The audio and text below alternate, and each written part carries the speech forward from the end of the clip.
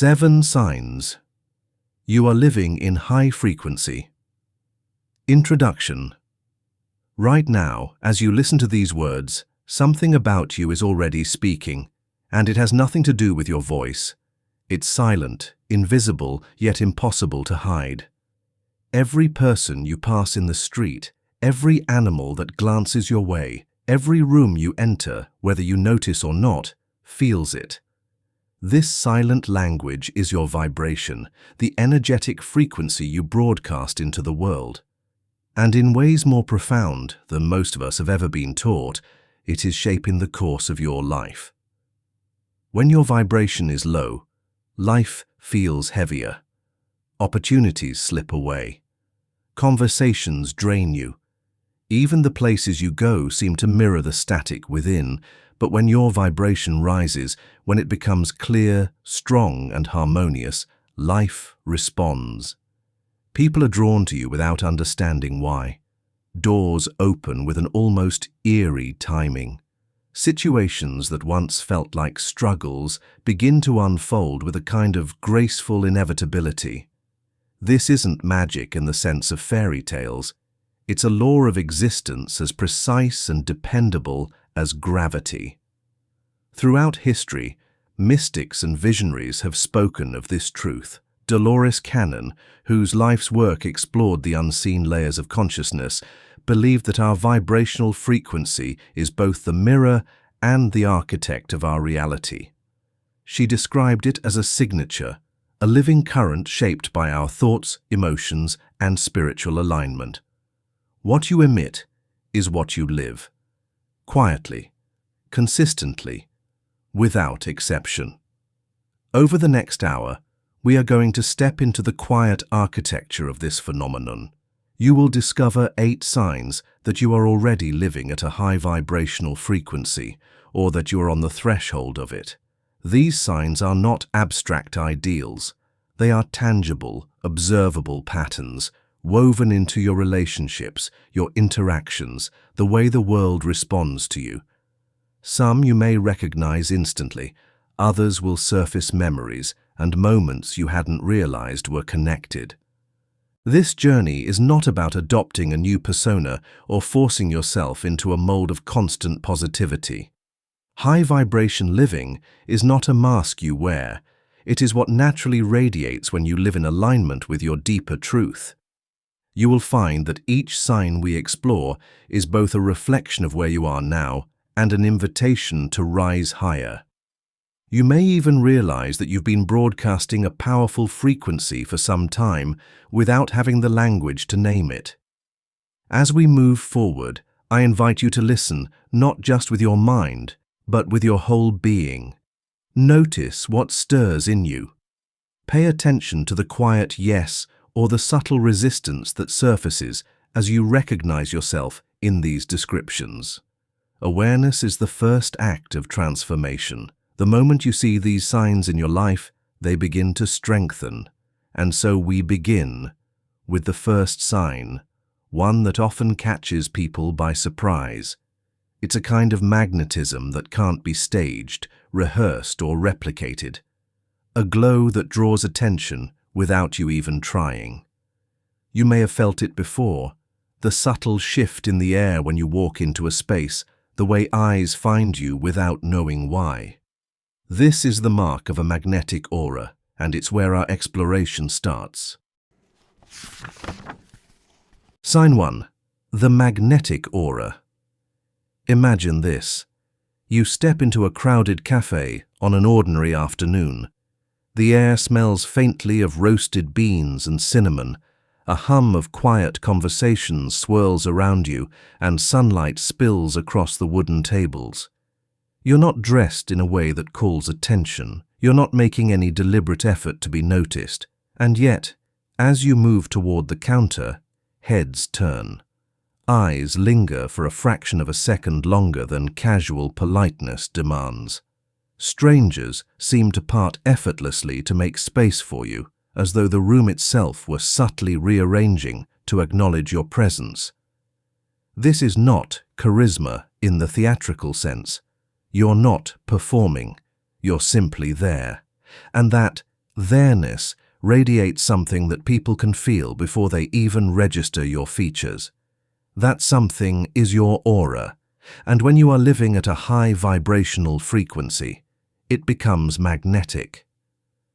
Dolores Cannon often spoke of the human energy field as a living, breathing extension of the self, an invisible current that stretches far beyond the skin. She described it as the outer skin of your soul, pulsing with the exact tone of your inner state. This field is not a poetic metaphor. Sensitive instruments can detect it, animals respond to it, children sense it instantly, and other humans, whether they understand energy or not, feel it and react to it in ways that may seem mysterious until you recognize the mechanics at work. A magnetic aura is not about trying to impress anyone. In fact, the moment you begin chasing approval, you dim it. The radiance of a high vibration aura comes from a place that needs nothing from the outside to validate it. It is born of congruence, the rare alignment between who you are inside and how you move through the world. When your thoughts, emotions, and actions are in harmony, they generate coherence in your energy field. That coherence is what others pick up on. It's why a person can walk into a space and seem lit from within, even if they say nothing at all. They could be in simple clothes, hair unstyled, carrying nothing but their own presence, and yet they command attention without asking for it. This is not dominance, it's resonance. Your energy vibrates at a frequency that harmonizes with the higher aspects of those around you, and they feel it in ways their conscious mind can't quite explain. Think of it like sound. A musical note played on a tuning fork will cause other tuning forks tuned to the same note to vibrate, even across the room. It doesn't shout, it simply exists at its true pitch, and in doing so, it awakens that pitch in others. A high vibrational aura works the same way. It resonates with the deeper truths within the people you meet, and in that moment of resonance, they are drawn toward it. You've probably experienced both sides of this. Perhaps you've met someone who felt inexplicably comforting or uplifting to be around, as if your own thoughts became clearer in their presence. And maybe you've also felt the opposite, a heaviness, a subtle discomfort that made you want to create distance. Both reactions have little to do with appearance and everything to do with vibration. One of the reasons the magnetic aura is such a clear sign of high vibration is that it can't be manufactured. You can mimic charm, you can imitate confidence, but the body and energy field cannot lie. If beneath the surface there's resentment, self-loathing, or fear, the aura will carry it. You might still turn heads, but for reasons that make others feel unsettled rather than drawn in. High vibration, on the other hand, leaves an imprint of warmth and openness that invites connection. I remember speaking with a woman who had never studied energy work, never even read a book on metaphysics, yet she told me about an experience that perfectly illustrates this. She was standing in line at the grocery store, lost in thought, when the cashier paused mid-scan, looked her in the eyes, and said, "You have such a calming energy. I feel better just looking at you." The woman laughed and shrugged it off at the time, but later she realized that this was not the first time she had heard something similar. People often sought her out, strangers confided in her, and even animals seemed to gravitate toward her. She wasn't doing anything special, but inwardly, she had long cultivated a quiet life, free from gossip, rich with gratitude, and rooted in kindness. That inner world had been polishing her aura for years without her knowing it. You might wonder, if my aura is shaped by my inner state, can I make it magnetic at will? The answer is both yes and no. Yes, you can influence it, radically so, by tending to your thoughts, your emotional hygiene, and your spiritual practices. But no, You cannot force it in a moment the way you might force a smile. The aura responds to long-term patterns more than quick fixes.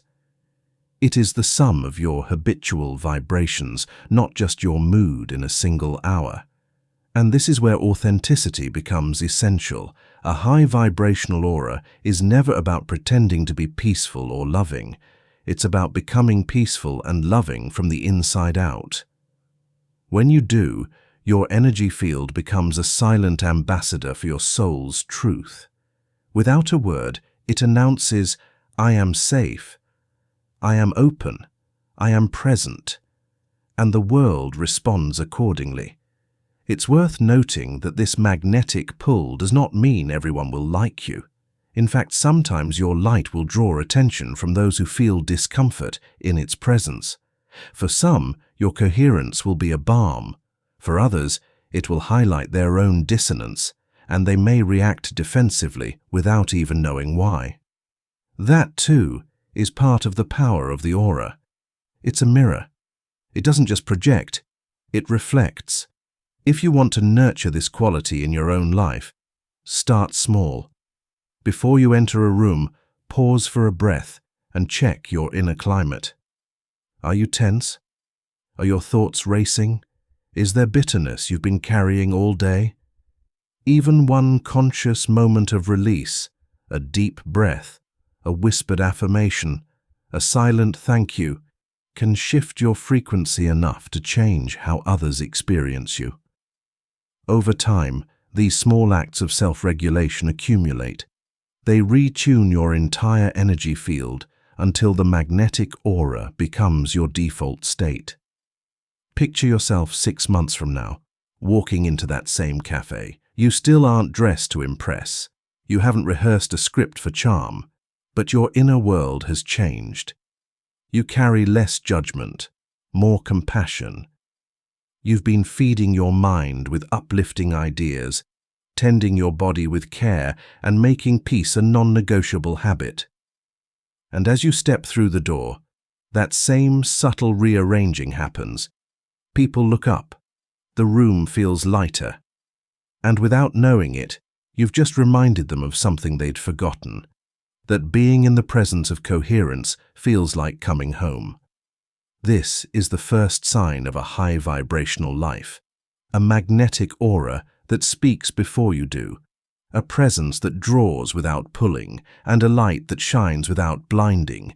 It is not about standing out, it is about standing true. And when you embody that truth, the world cannot help but notice. Now, if the aura is the outward evidence of your inner alignment, what happens when the forces inside you, your strength and your sensitivity, are in perfect balance? The answer takes us into the second sign, where we explore the harmony between the divine masculine and divine feminine, and why uniting them can elevate your vibration to heights you've never experienced before. Sign 2. Authenticity irritates toxic people. There's a quiet rebellion in living authentically. You stop bending yourself into shapes that please others. You stop performing, stop dimming your light to fit in, and start speaking from the deep place inside you where truth resides. And at first, this feels liberating, like breathing air you didn't realize you'd been missing. But soon, something else begins to happen.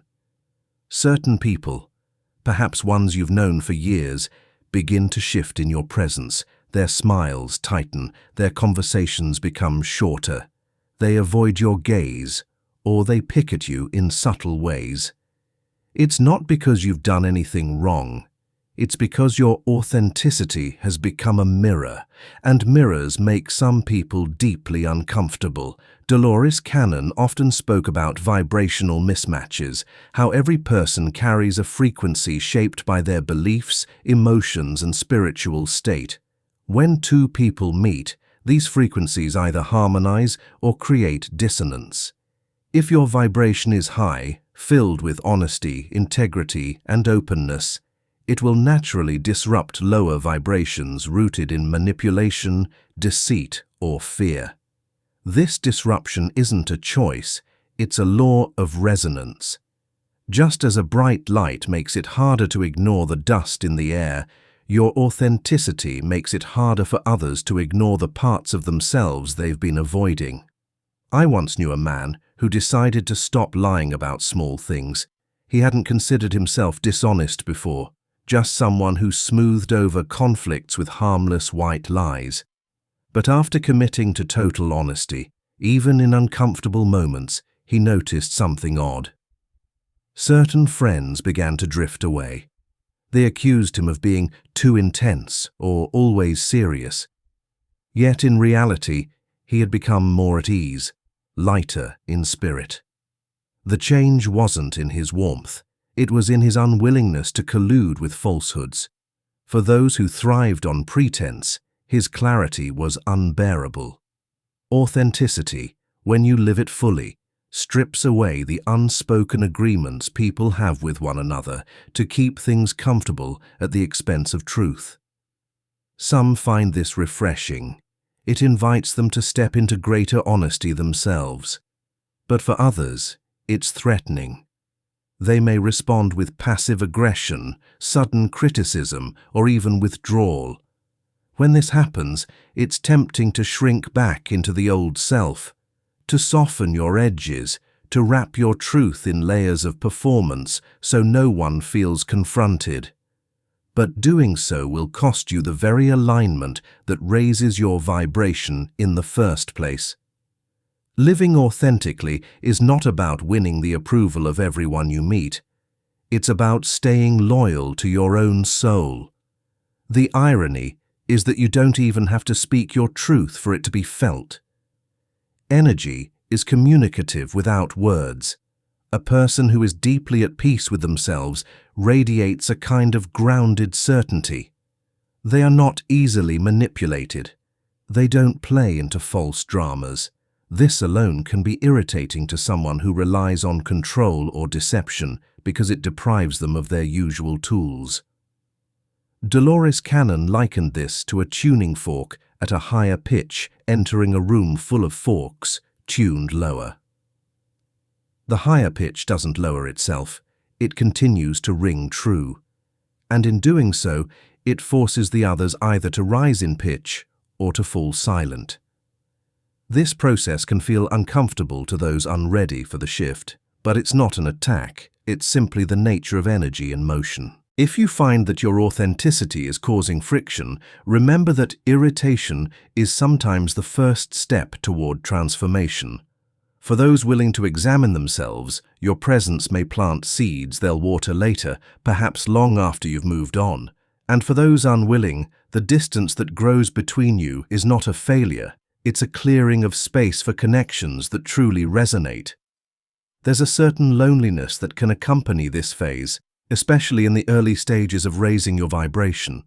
Old friendships may fade, family members might seem less eager to connect. You may even question whether you've done something wrong. But here's the truth. Your energy field is refining itself, and not everyone is ready for that refinement. Hold your course. Continue speaking from the center of your truth, not as a weapon, but as a light. Your words and your silence will both carry the same message. This is who I am, without apology. And those who are ready for that kind of clarity will not only stay, they will be drawn closer, because authenticity recognizes itself. And sometimes, recognition doesn't come from people at all. It comes from beings who sense vibration far more accurately than most humans, creatures who don't care about your words, your status, or your story. They respond only to the purity of the energy you carry, which is why our next sign takes us into a connection that bypasses language entirely, the bond between high vibrational people and the animals who trust them instantly. Sign 3. Animals feel safe around you.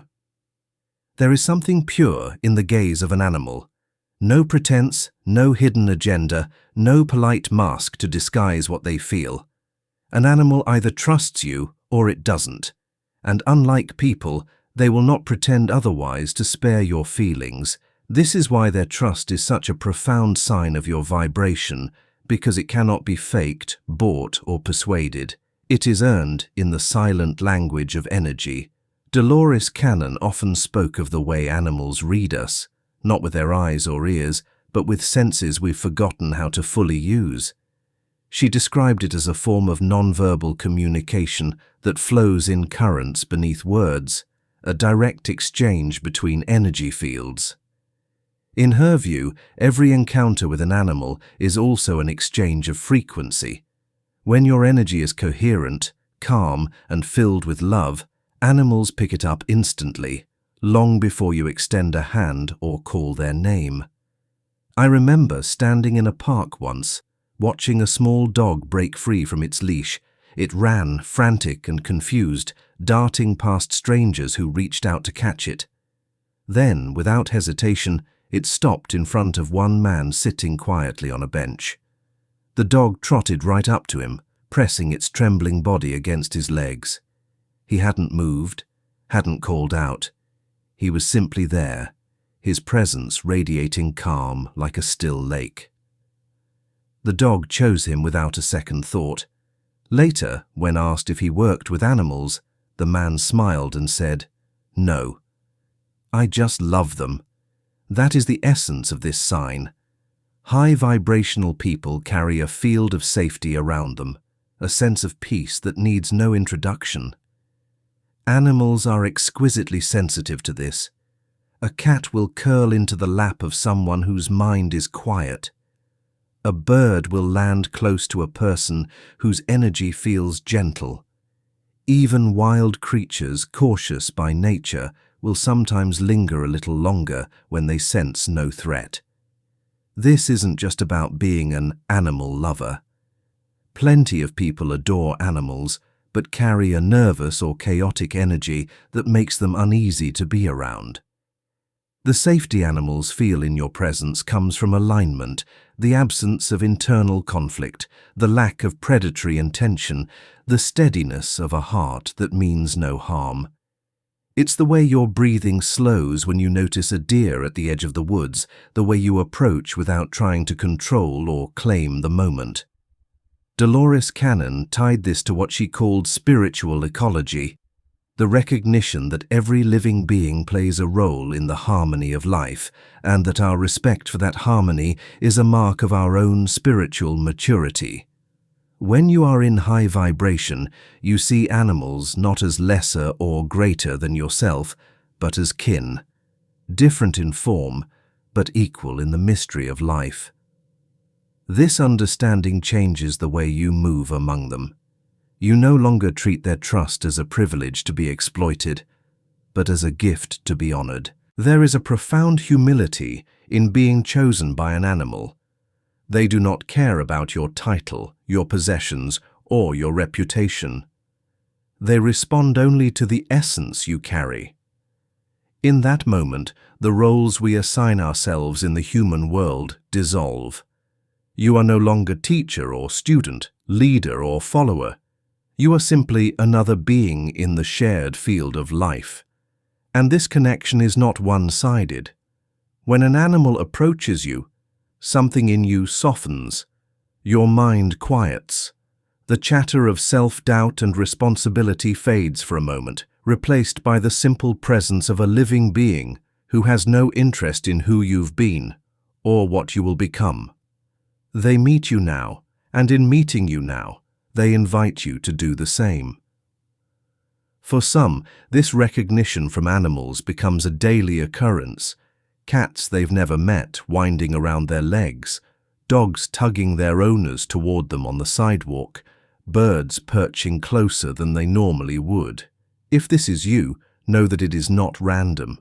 Your energy field has become a sanctuary. Animals feel it, trust it, and in their own way, thank you for it. It's worth noting that this sensitivity works both ways. The more attuned you become, the more you will feel the vibrations of animals as well. You'll notice the subtle shifts in their body language, the way they react to certain tones of voice, and the difference between fear and playfulness in their movements. This mutual awareness deepens your bond with them and reinforces your own alignment. In high vibrational living, the presence of animals is more than companionship. It is a reminder of your place in the web of life. It is proof that your energy communicates more loudly than your words, and that when your inner world is at peace, it ripples outward in ways you may never fully see. And sometimes, the same energy that draws animals near has an equally surprising effect on people, particularly strangers. Because when your vibration is steady, open, and safe, people you've never met before may find themselves telling you things they rarely say out loud. That, in itself, is the next sign of a high vibrational life. Sign 4. Strangers feel compelled to share personal stories. It happens when you least expect it. You're standing in line at the post office, waiting for your turn at the counter. A person you've never seen before glances at you, makes a brief comment about the weather, and minutes later they're telling you about the loss of their father, the struggles they've had at work, or the dreams they've been quietly holding on to for years.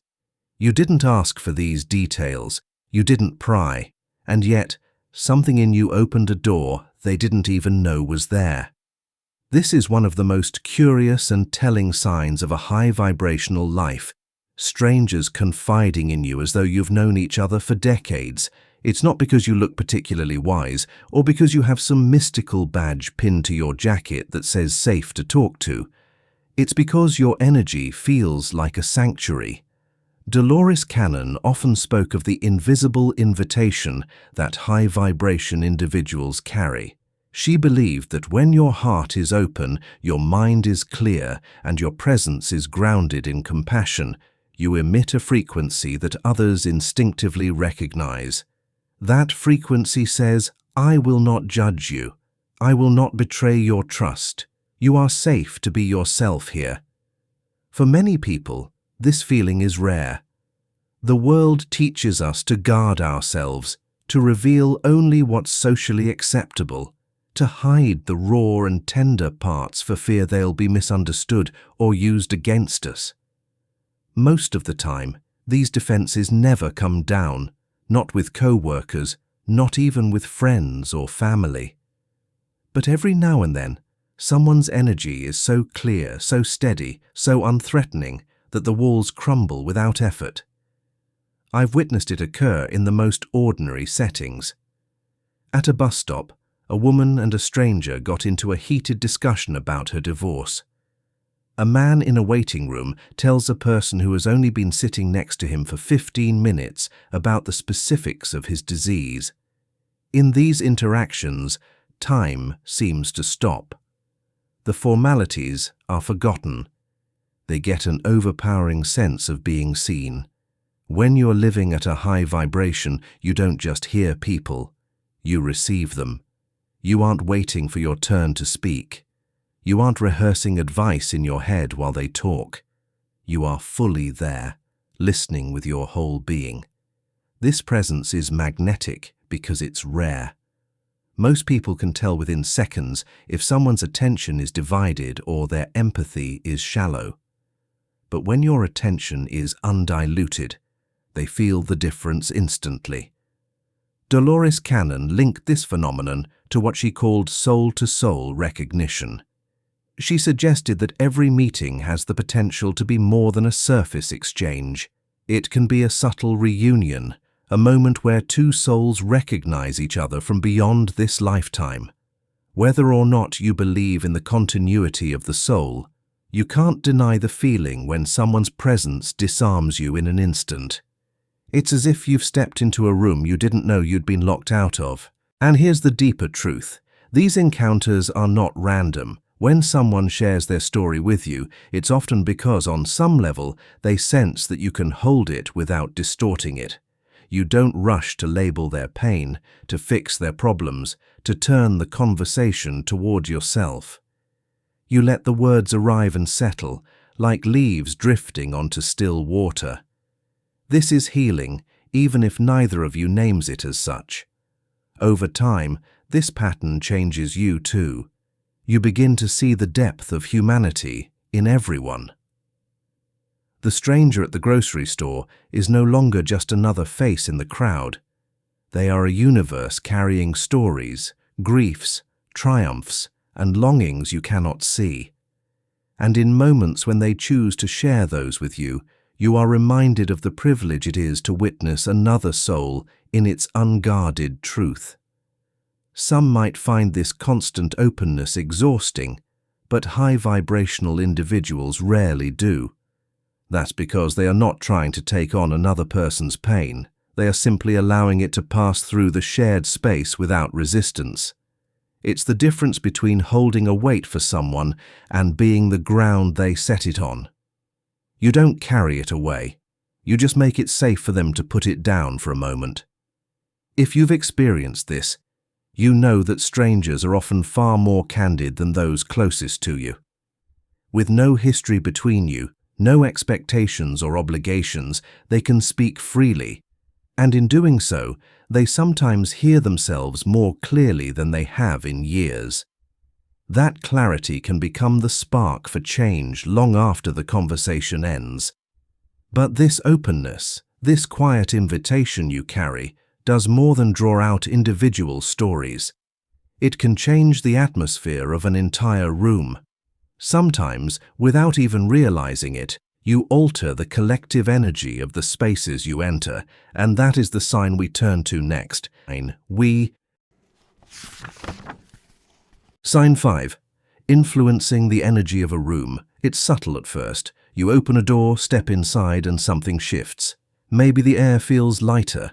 Maybe the tension that was buzzing just moments before seems to ease. Conversations flow a little more smoothly, or a hush falls over the room that isn't awkward, but peaceful. People can't quite put their finger on it, but they feel the difference. And they're right. Something has changed. This is one of the most remarkable and unintentional signs of a high vibrational life. Your very presence alters the collective energy of a space. You don't have to speak. You don't have to announce yourself. Your energy field, already coherent and strong, naturally interacts with the energy fields around it. And when your frequency is high, when it's anchored in love, clarity, and authenticity, it elevates the environment without conscious effort. Dolores Cannon often spoke about the power of the collective consciousness and how individual energy fields contribute to it. Imagine every room as a pool of water. Each person in that room is adding something to the water, a ripple, a wave, sometimes even a current. When you enter with a high vibration, you are like a clear, steady stream flowing into that pool. No matter how murky the water might have been before, your clarity begins to spread, influencing the whole. I've witnessed this in settings where emotions were running high, a tense meeting, a family gathering teetering on the edge of argument. Then one person walks in, grounded and calm, and the atmosphere changes. Voices lower, people breathe more deeply. Without saying a word, they've set a new tone. It's not about dominating the room, it's about harmonizing it. This happens because energy is contagious. When your field is strong and aligned, it becomes a reference point for others. Think of it like a tuning fork. When you strike a high, clear note, other instruments nearby begin to vibrate in harmony with it.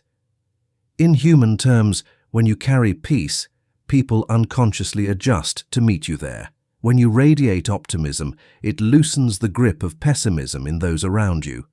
Dolores Cannon likened it to an energetic invitation. You're not forcing anyone to change. You're simply offering them a higher frequency to align with. Those who are ready will rise to meet it, often without even knowing why. Those who aren't may resist at first, but even resistance is engagement. And sometimes the very energy they push against is the one that plants seeds for their own shift later. The beauty of influencing the energy of a room is that it's never about control. Control tries to bend people to its will. Influence at the vibrational level allows people to soften into a different state naturally. It respects their autonomy while quietly expanding their possibilities. I remember once being invited to speak at a small gathering where, before I even began, the tension was palpable. A few people were whispering heatedly in the back. Others sat with their arms crossed, guarded. I took a breath, not just to steady my nerves, but to consciously center myself in gratitude and openness. I didn't address the tension directly. I simply began speaking from that place of steadiness. Slowly, I watched shoulders drop, faces soften, and even the whisperers lean in to listen. By the time we finished, the whole room felt different. People lingered, chatting warmly with one another. The shift hadn't come from my words alone. It had come from the field we'd built together.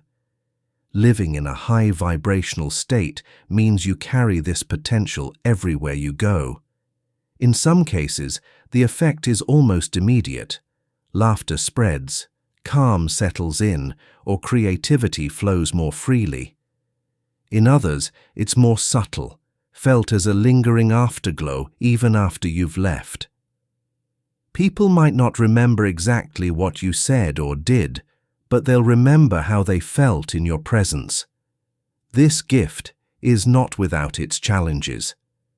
If you enter a space where the energy is very low, heavy with conflict, grief, or fear, you might feel the urge to withdraw.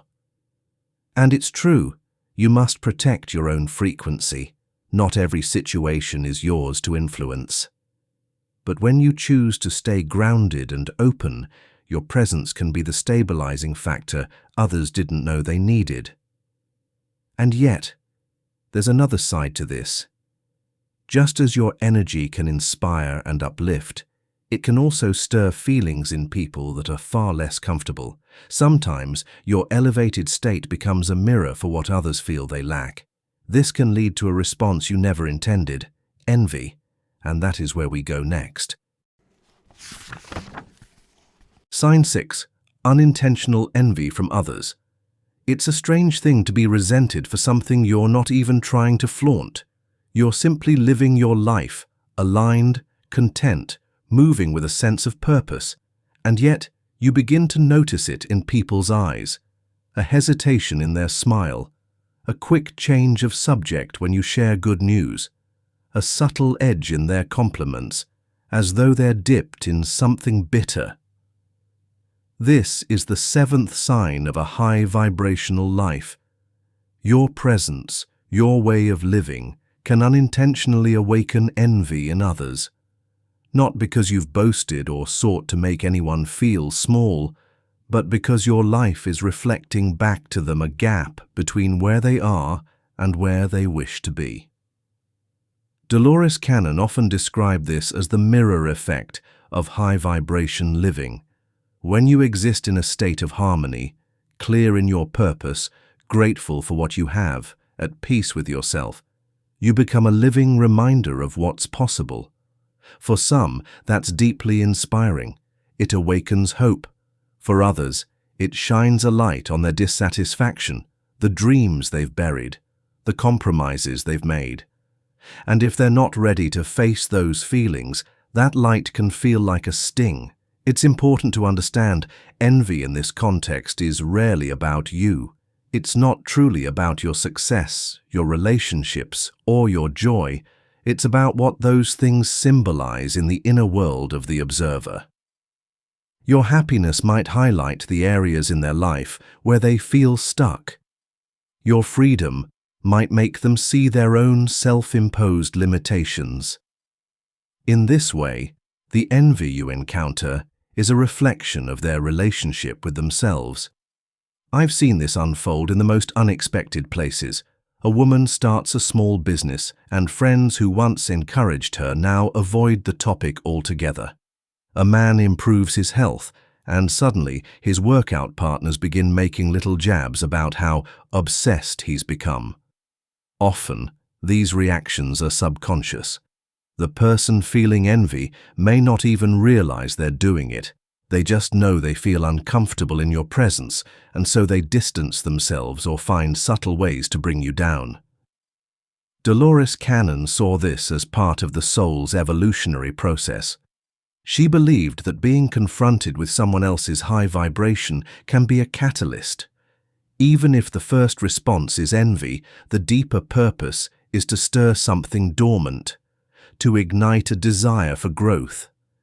In time, those who once felt resentful might find themselves inspired by the very qualities they resisted. The challenge for you, as a high vibrational individual, is to avoid taking this envy personally. It's easy to let it wound you, to wonder if you should hide your light so others feel more comfortable. But dimming yourself to avoid triggering someone else's insecurities does not serve you, and it does not truly serve them either. All it does is reinforce the idea that their discomfort is more important than your authenticity. Instead, hold your light steady, continue to live in alignment, but stay humble and compassionate. Remember that envy often masks pain. When possible, offer understanding instead of defensiveness. You are not responsible for fixing someone else's feelings, but you can choose to respond in a way that doesn't feed the negativity.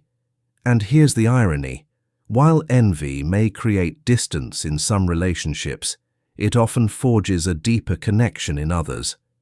Those who are ready to rise will lean in, seeking to learn from you. They'll ask questions, mirror your habits, and let your example guide them toward their own higher vibration. In this way, even envy becomes a bridge rather than a wall. This reaction from people, whether inspiring them or unsettling them, is all part of the natural consequence of living authentically. And interestingly, the same qualities that might trigger envy in some can have the opposite effect on others, especially those whose hearts are unclouded. There is one group in particular that seems to recognize high vibration without hesitation, and who responds with pure trust and joy. Children. And that's where we go next. Sign 7. A natural connection with children. There is a purity in the way children look at the world. Their gaze is unfiltered, their reactions uncalculated. They have not yet learned the full art of pretense that adulthood often demands. They will run toward what feels safe, and they will pull away from what feels wrong, without apology, without hesitation. This is why their trust is such a powerful indicator of your vibration. If children are drawn to you, if they meet your eyes and see something in them that makes them smile, you are carrying a frequency they instinctively recognize. Children are, in many ways, natural detectors of authenticity. They have not yet been taught to ignore their inner compass. If your energy is clean, free from hidden agendas, resentment, or false charm, they will sense it immediately. They don't care about your achievements, your status, or how well you've learned to present yourself in the adult world. They care only about the feeling they get when you are near. Dolores Cannon often spoke of the openness of a child's energy field. She described it as wide and unguarded, like a meadow without fences. Because they are so open, children are highly sensitive to the vibrations around them. They pick up on the subtle tones of a person's inner world, the unspoken, the invisible currents of thought and feeling that most adults overlook. When a child encounters someone with a high vibration, there is a recognition, as if they are meeting someone who speaks the same unspoken language. I once witnessed this in a park. A little boy, no more than 3 years old, was playing near the swings when a woman he had never met before walked by. He paused mid-play, watched her for a moment, and then toddled over to her without a word. He simply reached up and took her hand, smiling as if he had found an old friend. His mother, startled, called out to him, but the woman knelt down, met his gaze, and returned the smile. They stood there like that, silent but completely connected, for a long moment before the boy ran back to the playground. That single exchange said more than any introduction could. High vibrational individuals carry a quality that resonates with the child's natural state of being. It's not about being overly animated, performing tricks, or talking in a certain tone. It's about meeting the child where they are, in the present moment, without layers of ego or expectation. When you are fully present, without distraction or hidden motive, a child can feel it. They know you are with them, not just around them. This connection is more than emotional. It is energetic. Children live closer to the pure frequency of existence. They have not yet been shaped entirely by the conditioning of fear, doubt, or self-censorship. When they encounter someone whose energy is also unburdened by these things, there is a mutual recognition, a silent yes that passes between souls. Dolores Cannon suggested that part of the reason children respond so strongly to high vibration is that it reminds them of where they came from. In her work, she spoke of the period before birth as one of pure connection to Source, when the soul exists in its highest frequency. A person living authentically with love and clarity can carry echoes of that state. To a child, it feels familiar, like coming home for a moment. I've experienced this firsthand. There have been times when I've sat on a bench in a public place and found children wandering over, drawn in by something neither of us could see. Some would bring me a toy to show, others would just sit nearby, content to be in the same space. Their parents, often a little embarrassed, would apologize for the intrusion. But I've always seen it differently. I consider it a compliment of the highest order that without knowing my name or my story, a child felt safe enough to approach. It's important to note that this connection does not mean you will be adored by every child you meet. Just as adults have their own moods and preferences, children do too. But when the pattern emerges, when children you don't know seek you out, make eye contact, or engage without prompting, it's worth recognizing that something deeper is happening, and the gift flows both ways. Spending time with children can help you maintain your own high vibration, their natural curiosity, their delight in simple things, their ability to move on from disappointment without clinging to it. All of these qualities can remind you of truths you've forgotten. They show you, without meaning to, that life does not have to be as complicated as adults often make it. When you connect with children at this level, you become part of an unspoken exchange. You give them a moment of safety, recognition, and joy. In return, they give you a reflection of your own purity, a reminder that the essence of who you are was once this simple, this open. And in that mutual recognition, something rare happens. Both of you walk away a little lighter, a little more alive. This is the 8th sign of a high vibrational life, a natural bond with the youngest among us, born not of effort or performance, but of a shared frequency of honesty and openness.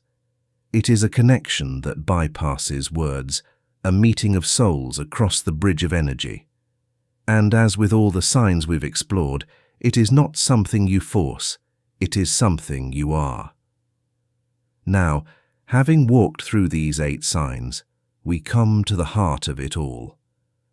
High vibrational living is not about chasing mystical abilities or wearing the right spiritual labels. It is about embodying a state of being that transforms you from the inside out, and by doing so, transforms the world around you. In our conclusion, we'll bring these threads together into a clear and living picture of what it means to walk this path every day. Conclusion. Living as a beacon. When you look back over these 8 signs, you might notice something striking. None of them is about what you do in the sense of effort or performance. They are not skills you acquire through grinding discipline, nor badges you earn by ticking boxes on a spiritual checklist. They are reflections, natural expressions of the state you inhabit when your inner life is aligned. A magnetic aura, the balance of strength and tenderness, the quiet courage of authenticity, the unspoken trust of animals, the willingness of strangers to confide in you, the subtle power to change a room's atmosphere, the envy you unintentionally awaken in others, the ease with which children connect to you. Each of these signs is like a ripple on the surface of a still pond. The water does not try to make ripples. They appear because something deeper has moved beneath it. Your vibration works the same way. When you cultivate peace, clarity, and love in the unseen chambers of your mind and heart, the evidence shows itself everywhere, often without your awareness. Dolores Cannon often said that living in high vibration is less about striving upward and more about clearing what weighs you down. The lightness, the presence, the harmony, they are already your natural state. It's the layers of fear, resentment, and false identity that obscure them. Remove those layers, and what remains will feel effortless. It's important to remember that this is not a static achievement. Vibration is alive. It responds to your choices, your environment, and your inner dialogue. There will be days when your light feels dimmer, when old patterns try to return, when the world's noise threatens to pull you off center. Those moments are not failures. They are invitations. Each is an opportunity to return to the practices and truths that keep your energy clear, honesty with yourself, compassion for others, gratitude for the smallest details, and the courage to stand as you are. And here is the deeper truth. High vibrational living is not just for you. The world is aching for it. Every time you enter a space carrying coherence instead of chaos, kindness instead of judgment, presence instead of distraction, you shift the field for everyone around you. You may never know whose day you softened, whose heart you encouraged, whose next choice you influenced simply by being there. But the impact is real. When you begin to live this way, you realize you have become something more than a single person moving through life. You have become a beacon, steady, visible from far away, unshaken by the storms around you. You are no longer trying to change others. You are simply being yourself so fully that others can't help but feel the possibility of being themselves too. So, as you step back into the rhythms of your life, carry these signs not as a checklist to measure yourself against, but as a mirror to remind you of what is already possible. Notice when they appear. Let them reassure you that your inner work is radiating outward. And on the days when they feel distant, don't chase them. Return instead to the source. Because in the end, living a high vibrational life is not about becoming someone new. It is about remembering who you were before the noise, before the masks, before you were told to be anything other than the truth of what you are. It's about standing in that truth, quietly and unwaveringly, until the whole world feels it. And when the world feels it, it changes. One person at a time, one room at a time, one heart at a time, starting with yours.